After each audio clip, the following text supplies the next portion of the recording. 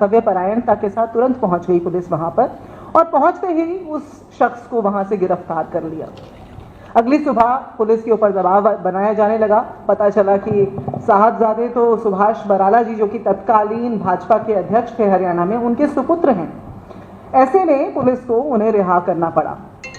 उस समय ये भी याद रहे कि ये विकास बराला नाम के जो व्यक्ति हैं, ये उस समय अपनी लॉ की पढ़ाई कुरुक्षेत्र विश्वविद्यालय से कर रहे थे। लेकिन पीड़िता यदि कोई आम लड़की होती तो हो सकता है कठुआ, उन्नाव, हाथरस की पीड़िताओं जैसा उसकी किस्मत होती। लेकिन बदकिस्मती विकास बराला की कि वो एक आईएएस ऑफिसर की बेटी निकली और मामला रफा दफा न हो सका। तत्कालीन आईएएस ऑफिसर वीएस कुंडू की बेटी, जो कि इस मामले में पीड़िता थी, उन्होंने हार नहीं मानी और वो डटी रही और इसीलिए उस समय आईपीसी की धारा 354 डी, 341, 365, 511 व 34 के तहत, जिसमें drink and drive, attempt to kidnap, attempt to abduct, ये सारी धाराएं शामिल हैं, इसके तहत मुकदमा दर्ज हुआ। 3 बार जमानत की अर्जी लगाई गई विकास बराला के द्वारा, तीनों बार खारिज कर दी गई।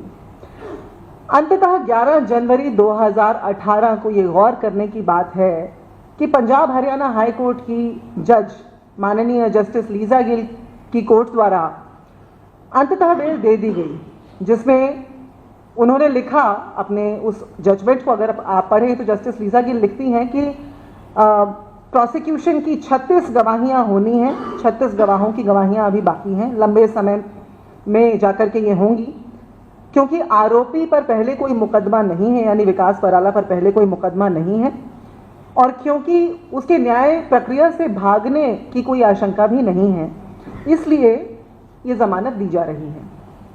इस जजमेंट को पढ़ने से ये तो साफ हो गया, इसमें ये कहीं नहीं लिखा गया, जैसा अमूमन वकील हूं और इसलिए कह सकती हूं कि अमूमन ये लिखा जाता है that the council for defendant vehemently opposed the bail, vehemently opposed the council for petitioners contentions, के जो याचिकाकर्ता हैं उनके द्वारा लगाई गई गुहार का पुरजोर तरीके से विरोध किया प्रोसिक्यूशन ने। लेकिन इसमें ऐसा कहीं देखने को नहीं मिलता। तो साफ सी बात है कि जो सरकारी वकील वहां खड़े थे, जो कि एडवोकेट जनरल के ऑफिस के ही प्रतिनिधि होते हैं, उन्होंने जो प्रतिनिधित्व वहां करना चाहिए था हरियाणा की एक बेटी का, वो नहीं किया। इस बीच 8 साल बीत गए। इन 8 सालों में विकास बराला की कानून की डिग्री पूरी हो गई, वो एडवोकेट बन गए, प्रैक्टिस करने लगे। इस साल जनवरी से फरवरी के बीच में, जनवरी से फरवरी 2025 के बीच में 100 रिक्त पदों की पूर्ति के लिए एडवोकेट जनरल ऑफ हरियाणा के एडवोकेट जनरल द्वारा 100 रिक्त पदों की पूर्ति के लिए विज्ञापन जारी किया गया और जनवरी से फरवरी के बीच में 3000 अर्जियां, ये गौर कीजिएगा कि 3000 अर्जियां उन 100 पदों के लिए आईं, जो कि जाहिर सी बात है हरियाणा के एक से एक काबिल वकील थे, महिलाएं भी थी, पुरुष भी थे, तमाम श्रेणियों से आने वाले लोग थे। इन 3000 वकीलों ने additional AG, senior DAG, DAG, double एजी, असिस्टेंट एडवोकेट जनरल लगने के लिए ये अपनी अर्जियां दी। लेकिन जब लिस्ट सामने आई 18 जुलाई को, हमारे सामने जब ये लिस्ट जारी हुई जिसमें 95 नियुक्तियां की गई थी, एडवोकेट जनरल हरियाणा के हैं परविंदर सिंह चौहान जी, उनके द्वारा जब हमने देखा कि 95 लोगों की नियुक्तियां की गई, लेकिन इसमें से ये क्या कि ज्यादातर जो लोग हैं वो या तो कोई भाजपा का नेता है, या भाजपा के किसी नेता का बेटा या बेटी है, या किसी जज का कोई रिश्तेदार है, या कोई पूर्व चीफ सेक्रेटरी है। ऐसे में बहुत हैरत हुई, लोग गौर से उस लिस्ट को देखने लगे और एक ही बार देखते ही समझ आया कि हरियाणा के 3000 काबिल वकीलों में से चुने गए इन 95 बेहतरीन अधिवक्ताओं में से एक तरफ विकास बराला हैं तो दूसरी तरफ एक अनुपाल नाम की व्यक्ति भी इसमें शामिल हैं।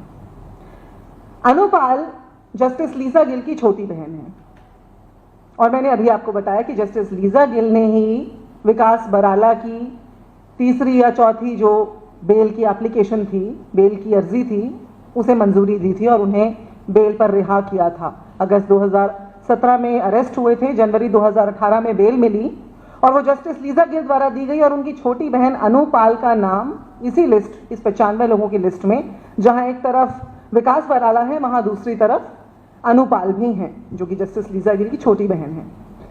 तो ऐसे में एजी ऑफिस की जो नियुक्तियां की जाती हैं उनके मापदंड ऑनलाइन अवेलेबल हैं, कोई भी देख सकता है जाकर के।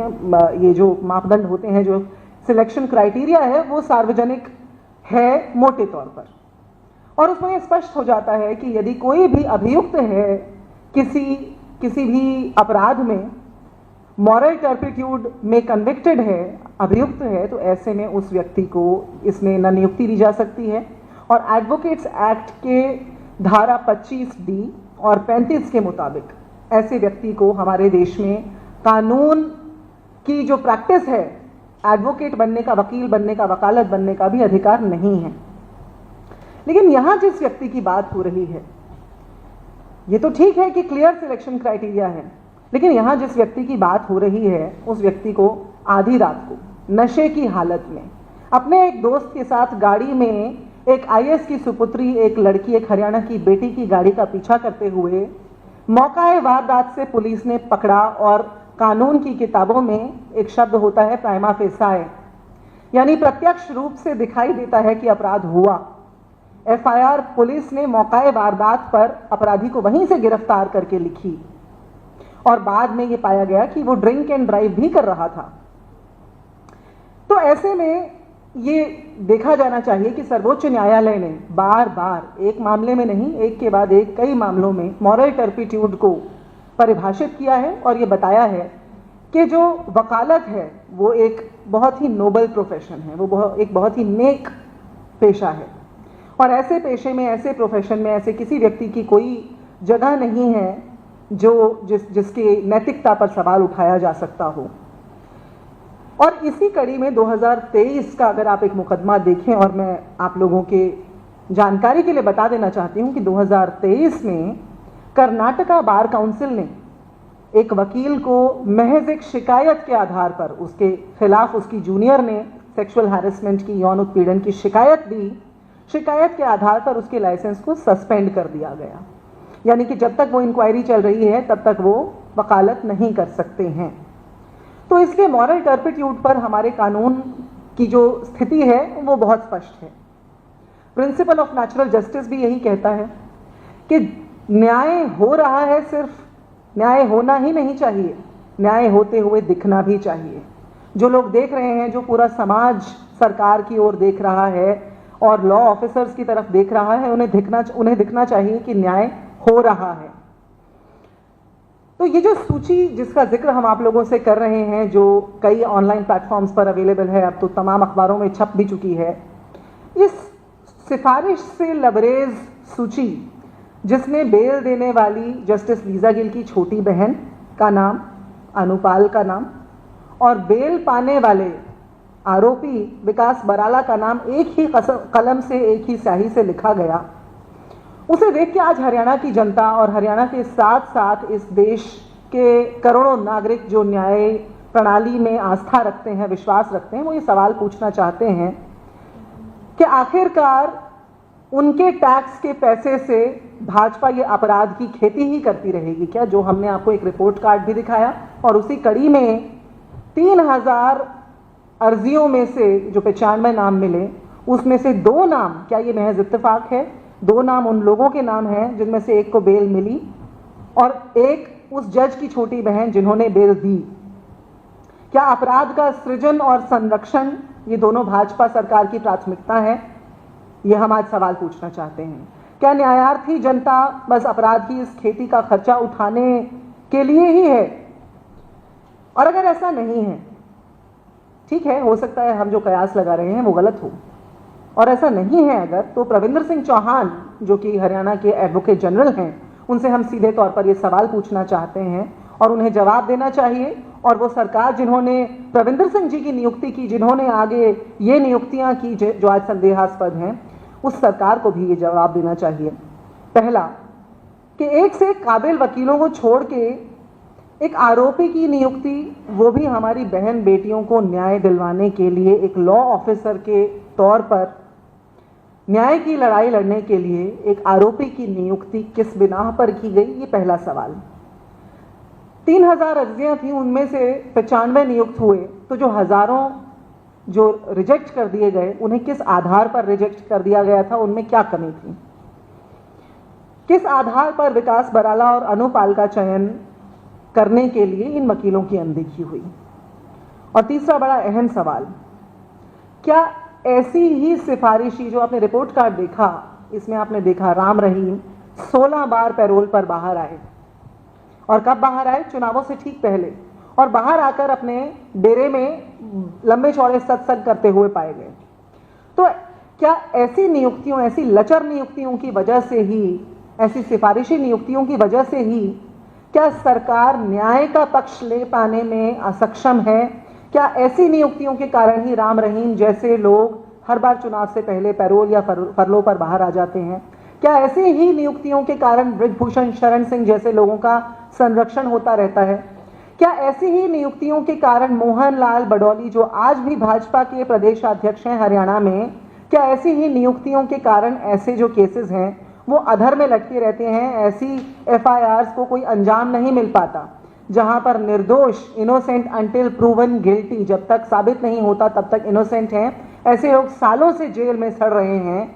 और एक तरफ ये भाजपा नेताओं के रिश्तेदार और बच्चे और खुद भाजपा नेता हैं जिनके ऊपर कोई एक्शन नहीं होता। तो ऐसे में लगता है कि भाजपा का जो पहचान पत्र है, महिला अपराध का जो है प्रचार प्रसार करना ही भाजपा सरकार का आज पहचान पत्र बन चुका है। चाहे वो पूर्व खेल मंत्री संदीप सिंह हो, आपने क्लिप में देखा, चाहे वो आज मोहन लाल बडौली हो, भाजपा के प्रदेशाध्यक्ष, चाहे वो इस साल की शुरुआत में जो उनके खिलाफ एफआईआर हो उसकी बात हो, चाहे वो हरियाणा की जो बेटियां थी, चैंपियन बेटियां, हरियाणा की जो कुश्तीबाज बेटियां थी, उनको किस तरह घसीटा गया था दिल्ली में बृजभूषण शरण सिंह का बचाव करने के लिए, चाहे वो हो, या फिर आज ये पूरा सिस्टम जो बचाव कर रहा है विकास बराला का, चाहे ये पूरा सिस्टम हो, ये महिला अपराध का संरक्षण क्यों भाजपा का पहचान पत्र बन गया है? और ऐसी सरकार से हम जवाब क्यों ना मांगे? अंत में 3 बिंदुओं में जो हरियाणा के वकीलों की, हरियाणा की बेटियों की, जनता की मांग है, उसको आपके सामने रख देना चाहती हूं। और कांग्रेस पार्टी इन मांगों का पुरजोर समर्थन करती है और इन मांगों को उठा रही है हरियाणा की जनता की ओर से। पहली मांग भाजपा सरकार से हरियाणा में और एडवोकेट जनरल से हमारी ये है कि वो इन नियुक्तियों को, जो विकास बराला और अनुपाल की नियुक्तियां हुई हैं, इनको तुरंत प्रभाव से रद्द करें। ये प्रत्यक्ष है कि ये नियुक्तियां गलत हैं। बेल देने वाले जज की बहन और जिसे बेल दी गई, उनकी नियुक्तियां तुरंत प्रभाव से एडवोकेट जनरल रिजेक्ट करे, रद्द करे। नंबर 2, चयन प्रक्रिया के उन बिंदुओं को, उस क्राइटेरिया को सार्वजनिक करें जिसके आधार पर हजारों वकीलों को तो रिजेक्ट किया गया, लेकिन विकास बराला जैसे लोगों को, भाजपा के पंजाब के पूर्व चीफ सेक्रेटरी हैं, ऐसे लोगों को, भाजपा नेताओं को जगह दी गई इस लिस्ट में, वो किस आधार पर दी गई, उस आधार को सार्वजनिक कर दें। और नंबर 3, बहुत अहम, एडवोकेट जनरल द्वारा न्याय हित में ये बताया जाए कि विकास बराला मामले को प्राथमिकता देने के लिए और उसमें शीघ्र न्याय की प्रक्रिया को सही ढंग से करवाने के लिए वो क्या कदम उठाए हैं उन्होंने आज तक, और आने वाले समय में हरियाणा की इस बेटी के लिए, जिसके साथ विकास बराला ने बदसलूकी की और मौके से गिरफ्तार हुए, आने वाले समय में उसको शीघ्रता से न्याय की ओर ले जाने के लिए एडवोकेट जनरल क्या कदम उठाने वाले हैं, इसका स्पष्टीकरण हरियाणा की जनता को दें। सत्यमेव जयते। अंग्रेजी में संक्षिप्त में इस बात को मैं आप सबके सामने रख देना चाहती हूं। Martin Luther King Jr. has said, injustice anywhere is a threat to justice everywhere. When a crime happens against the entire society, which is why the government stands guard to the cause of justice. On the intervening night of 3rd and 4th of August of 2017, a heinous crime was prevented by the prompt action of Chandigarh police because a girl in need had called them and they came on the spot only to arrest a boy along with another of his friend. The boy was on the spot arrested in a state of drunkenness. He was driving in a drunken state. Next morning it turned out that he was the son of the then Haryana BJP president, Subhash Barala's son. Hence, under political pressure, he had to be enlarged on bail. Thereafter, it turned out that the prosecutrix was none other but a daughter of a serving IS officer at that point in time. Hence, her fate was prevented to end up from ending up like those of the victims of Kathua, Unnao and Hathras. So therefore, an FIR was registered under sections 354D, 341, 365, 511 and 34.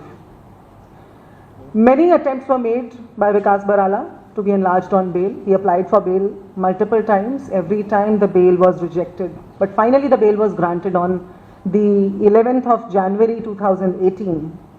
And it was granted by Punjab Haryana High Court Justice Lisa Gill. In these past 8 years, not even defense evidence has culminated in this case, in Vikas Barala's case.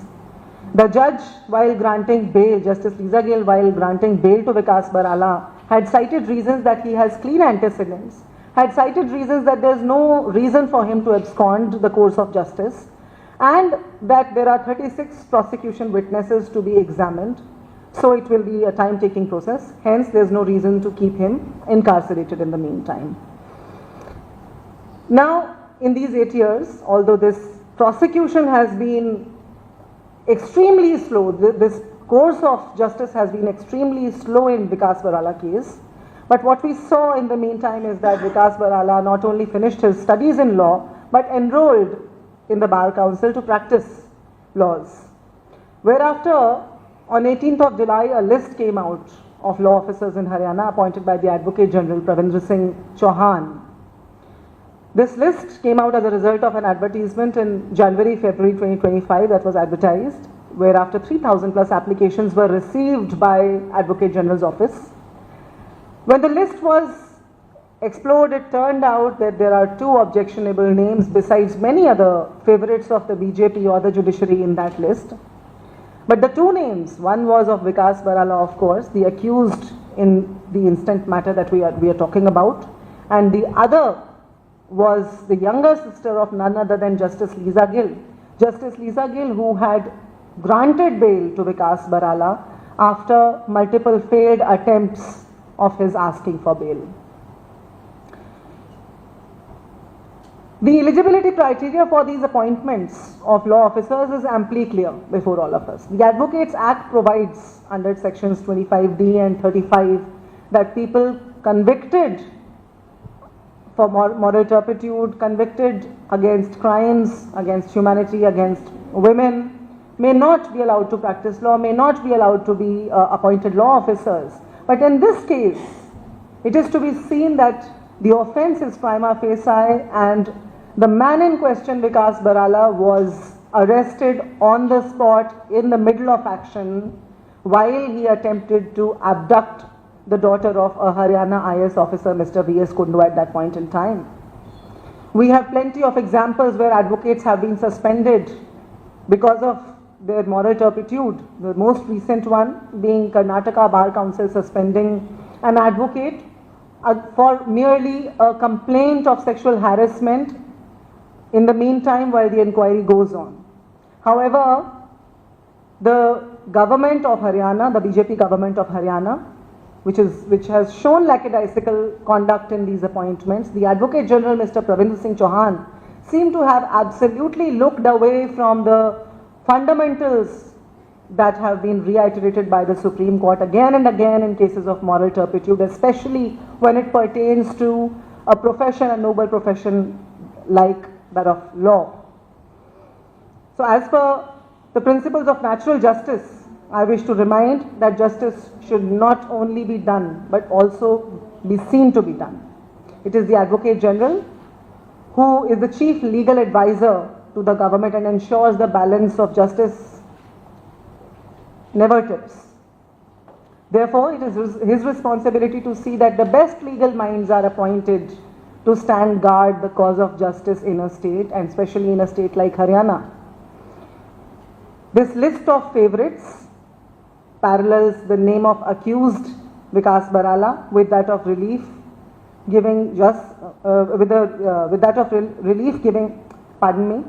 This list of favorites parallels the name of the accused with the relief giving Justice Lisa Gill's younger sister Anupal, written in the same ink.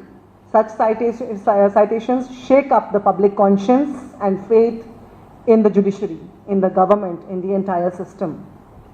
Hence, the people ask if the government's priority to nurture and promote crime on taxpayers' money, the people question whether the government will stand guard to the cause of justice, will stand guard to the daughters and to the people of Haryana and to the people in the society at large. Our demands from this government, from the Advocate General of Haryana, Mr. Pravinder Singh Chauhan, are very clear. Our demands are that they immediately revoke the order of appointment of Vikas Barala and Justice Lisa Gill's younger sister Anupal that have been paralleled, sabotaging the cause of justice. Number two, we demand that the Advocate General and the government of Haryana make the selection criteria for these appointments public and transparently display on what grounds were thousands of applications rejected only to appoint the favorites of the BJP, amongst which there are other former chief secretaries, former leaders of the BJP and current leaders of the BJP.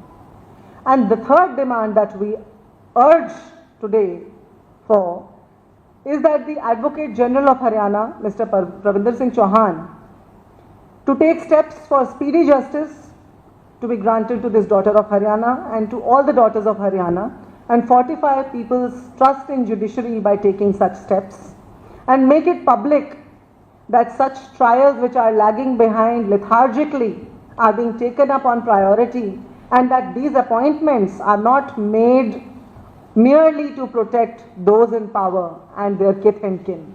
Thank you. Satyamev Jayate. जी. पहला सवाल कि Anupal justice Lisa Gill की छोटी बहन वो पहले भी assistant advocate general voter की बोलते थे कि उस समय शायद आपकी सरकार थी। दूसरा, अभी आप क्या कहेंगे, सरकार आपकी बात नहीं मानती है? अगर सरकार नहीं बात मानती है, आपके दूसरे सवाल पे पहले आती हूँ, अगर सरकार बात नहीं मानती है तो वो हमारी बात नहीं मानती, ऐसा नहीं होगा। अगर वो बात नहीं मानती तो ये पूरे समाज के साथ और जनता के साथ विश्वासघात होगा।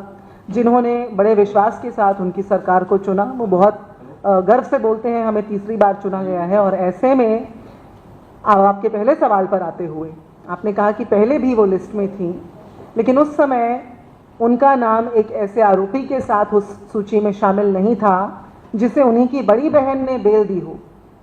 आज मुद्दा ये नहीं है कि एक जज की बहन, जज के परिवार के लोग बिल्कुल प्रगति कर सकते हैं, क्यों, चाहे वो जज के परिवार का हो या किसी राजनीतिक परिवार का।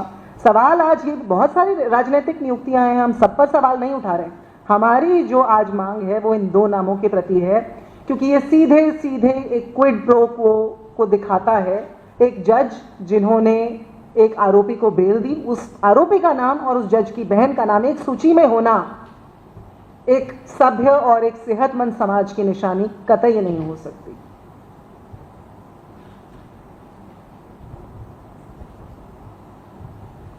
धन्यवाद।